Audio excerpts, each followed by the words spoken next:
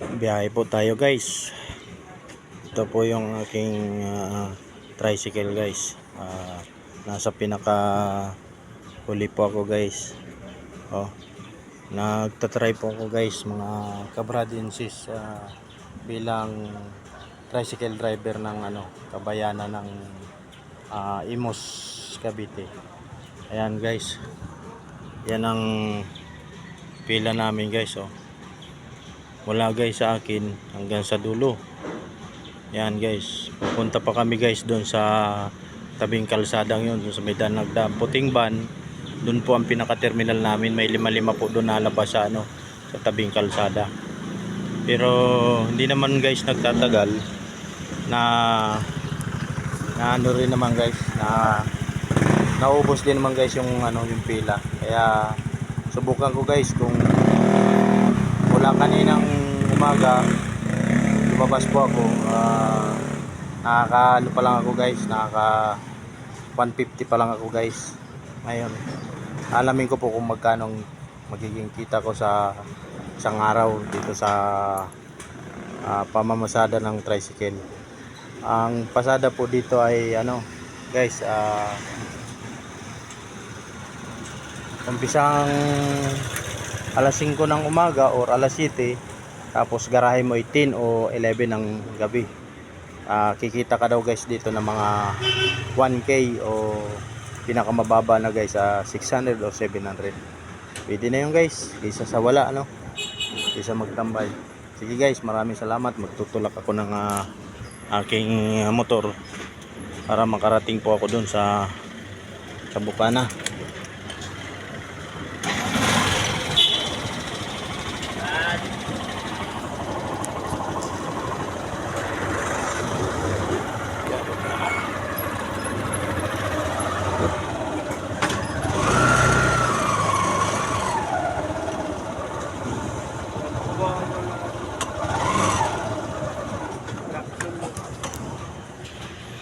Ayan guys, thank you guys. Bante kami ng kaunti.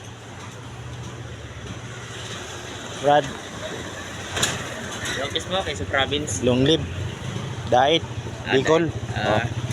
Mga brad and sis, mga kabrad po sa Alpacaparo. Vlogger ako brad. Paano ka na Brad? Follow mo ako. Bago lang kaya rito? Brad Chakoy, bago lang ako. Ngayon lang ako nag-drive dito eh. Subok lang kung magiging magiging success. Tsagaan lang dito? Pinaka brad, interview sa'yo, pinaka maghapon dito pag matyaga ka, magkano ang income? Datong biyay alas 7 hanggang alas 8 ng maga. Kaya man ang minimum, kaya minimum. Di ba minimum natin yun ay mga 700? Oo, kaya mo. Pag matyaga hanggang pag naglabas ka ng mga 7, garahe ka ng mga 10 o 11, may libo ka daw nun sigurado. Oo, lalo na green chai, posible eh. Tsaga-tsaga lang. Oo, kasi nakakarating kayo ng MCA Paliko. Okay. O ganun Brad, okay daw po. Kaya daw maka 1,000 dito basta tsaga lang. Marami daw na yung linya ko na pupuntahan. Bago lang po ako ditong member Brad, lang ako. Kaya start ko lang ngayong araw.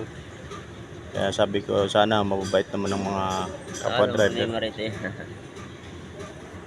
Okay guys, paalam na brad and sis. Long live Alpacaparo. Anuhan nyo na lang po yung aking vlog.